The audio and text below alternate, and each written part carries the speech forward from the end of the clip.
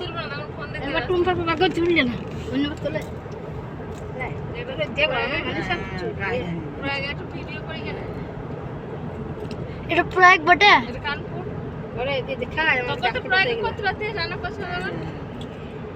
ইয়া তো এই কি বলে পিকনিক বলে আগে ভিডিও করবো ভাবছি একটা ব্লগ সিমলা থেকে করবো ব্লগ